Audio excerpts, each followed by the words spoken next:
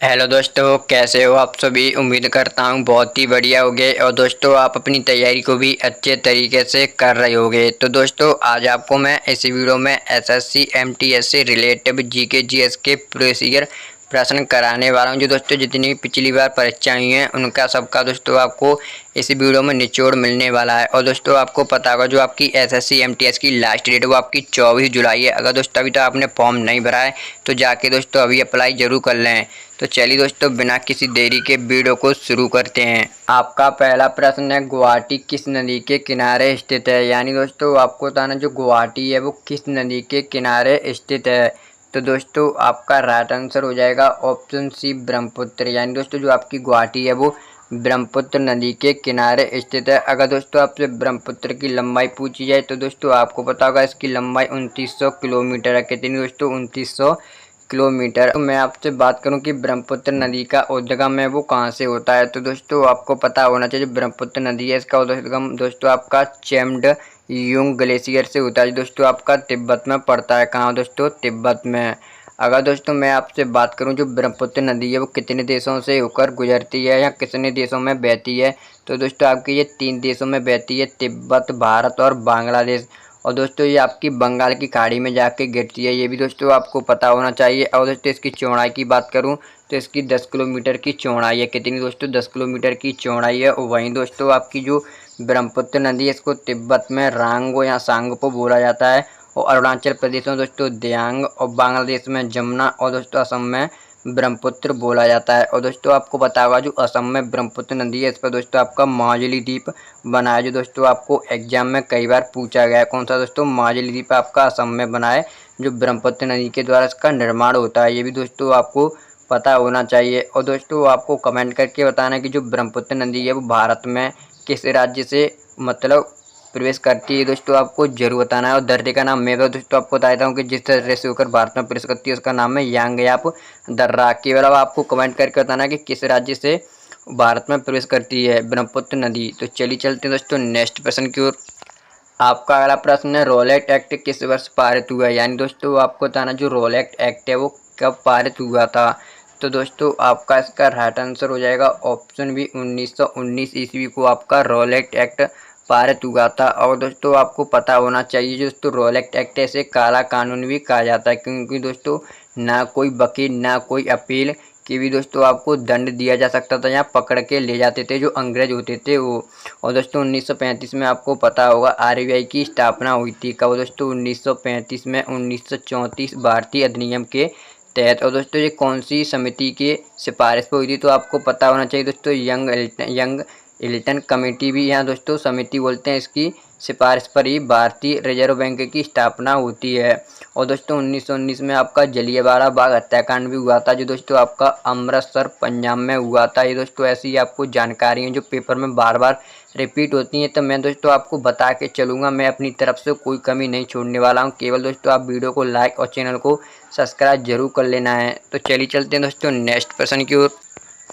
आपका अगला प्रश्न है, कानपुर किस नदी के किनारे स्थित है। यानी दोस्तों आपको बताना जो कानपुर है वो किस नदी के किनारे स्थित है। तो दोस्तों आपका इसका राइट आंसर होगा ऑप्शन ए, गंगा। यानी दोस्तों जो आपका कानपुर है वो गंगा नदी के किनारे स्थित है। अगर दोस्तों मैं आपसे बात करूं जो गंगा नदी है इसका उद्गम, तो आपको पता होना चाहिए दोस्तों जो गंगा नदी है इसका उद्गम गंगोत्री ग्लेशियर से होता है। और मैं आपसे गंगा की लंबाई की बात करूं कि जो गंगा है उसकी लंबाई कितनी है। तो दोस्तों आपको पता होना चाहिए 2525 किलोमीटर इसकी कुल लंबाई है गंगा की। और दोस्तों गंगा है वो भारत की सबसे लंबी नदी मानी जाती है, और ये दोस्तों भारत की सबसे पवित्र नदियों में से भी एक है। अगर दोस्तों मैं वहीं आपसे बात करूं यमुना नदी, तो आपको पता होगा दोस्तों यमुना नदी के किनारे आपके जैसे दोस्तों आगरा, दिल्ली, बहुत से शहर हैं जो दोस्तों यमुना नदी के किनारे स्थित है। जो दोस्तों एग्जाम में 1-2 प्रश्न जरूर आता है इनसे कि नदी के किनारे बसे हुए जो शहर हैं उनसे। और दोस्तों यमुना नदी का उद्गम आपको पता होगा यमुनोत्री ग्लेशियर उत्तराखंड से होता है।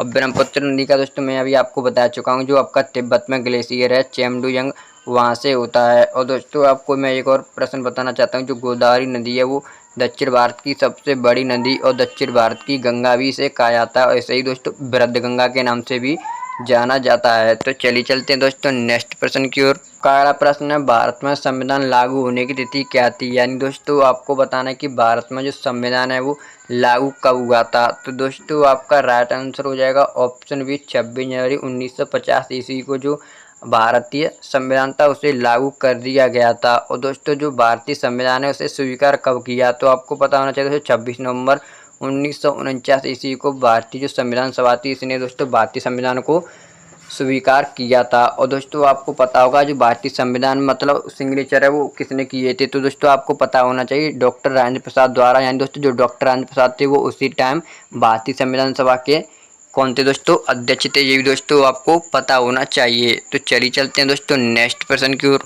आपका अगला प्रश्न है, भारत में सबसे लंबा समुद्री तट किस राज्य का है? यानी दोस्तों आपको बताना है कि भारत में सबसे लंबी समुद्री तट सीमा वाला राज्य भी दोस्तों आप बोल सकते हैं। तो दोस्तों आपका राइट आंसर हो जाएगा ऑप्शन सी, गुजरात। यानी दोस्तों भारत के कुल तटीय राज्यों की संख्या आपकी 9 है। कितनी दोस्तों? 9। और दोस्तों आपको पता होना चाहिए सबसे ज़्यादा समुद्री तटीय रेखा उसकी लंबाई दोस्तों गुजरात की सबसे ज़्यादा है, सबसे कम दोस्तों आपकी गोवा की है।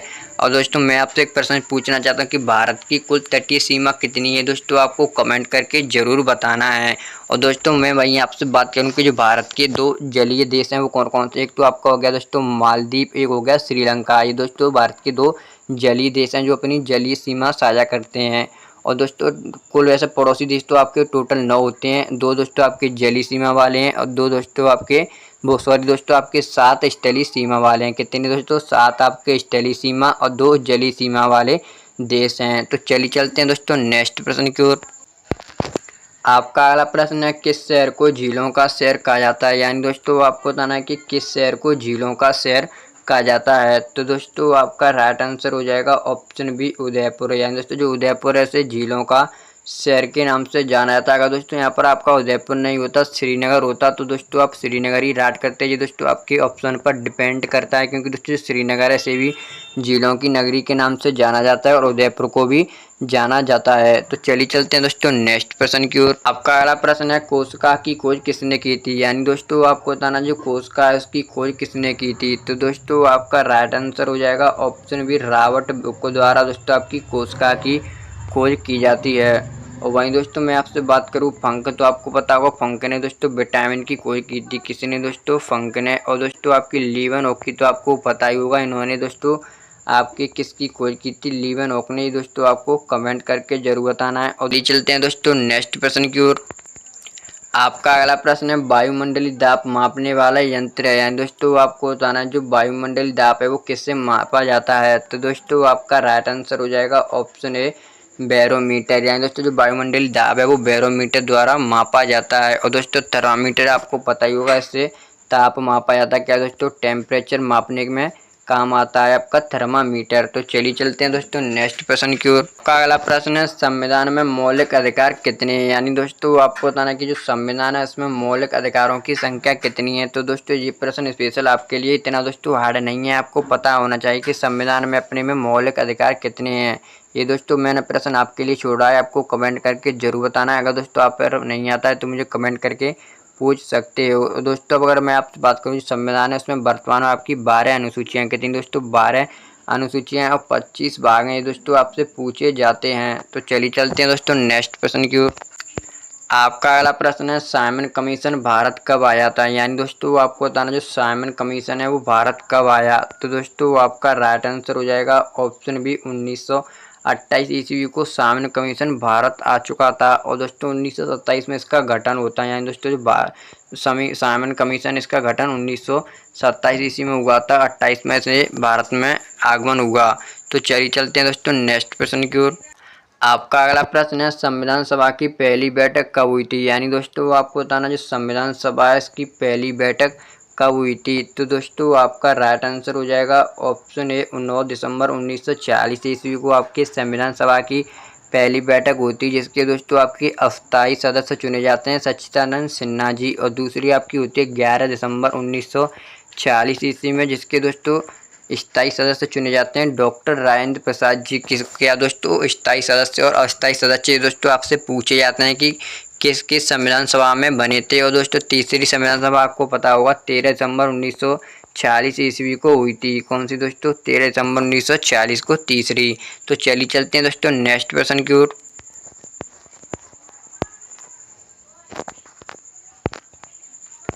आपका अगला प्रश्न है, कौन सी धातु सामान्य ताप पर द्रव होती है? यानी दोस्तों आपको बताना है कि ऐसी कौन सी धातु है जो सामान्य ताप पर द्रव अवस्था में पाई जाती है।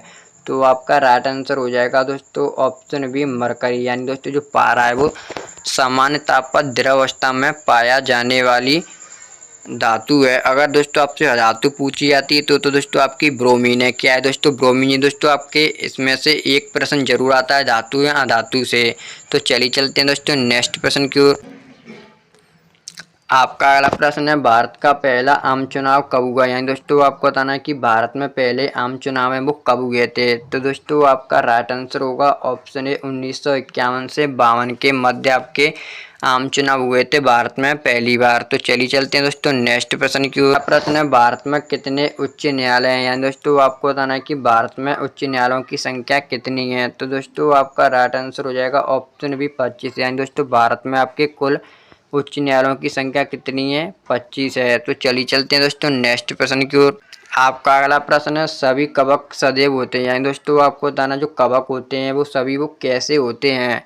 तो दोस्तों आपका राइट आंसर हो जाएगा ऑप्शन ए परजीवी। यानी दोस्तों जो सभी कवक होते हैं वो आपके परजीवी होते हैं। तो दोस्तों आज की हमारी वीडियो यहीं पर समाप्त होती है। अगर आपको वीडियो अच्छी लगी हो तो वीडियो को लाइक और चैनल को सब्सक्राइब जरूर कर लेना है। और हाँ दोस्तों आपको कमेंट करके जरूर बताना है कि आपने इनमें से कितने प्रश्न राइट किए हैं। अगर दोस्तों आप वाकई इसमें से दोस्तों 2-3 प्रश्न वो गलत हो गए होंगे तो कोई दिक्कत नहीं है। अगर दोस्तों आपने इसमें से 80% भी अपना टारगेट किया होगा तो दोस्तों आप वाकई SSC MTS की तैयारी लागो। क्योंकि दोस्तों आपको बता होगा SSC MTS में GK GS का लेवल कितना रहता है। जो दोस्तों आपके 25 प्रश्न आने वाले हैं GK GS के वो 75 नंबर के होंगे। और इंग्लिश आपकी दोस्तों 25 नंबर के यानी 25 क्वेश्चन आएंगे वो भी 75 नंबर के होंगे। दोस्तों आपके इसमें 2 पेपर होने वाले हैं। पहला तो दोस्तों केवल क्वालिफाइंग होता है, दूसरा होगा उसकी माध्यम के यहाँ दोस्तों उसकी द्वारा आपकी मेरिट लिस्ट है वो टांगी जाएगी। ये दोस्तों आपको पता होना चाहिए। तो चलिए दोस्तों मिलते हैं अगली वीडियो में। जय हिंद जय भारत।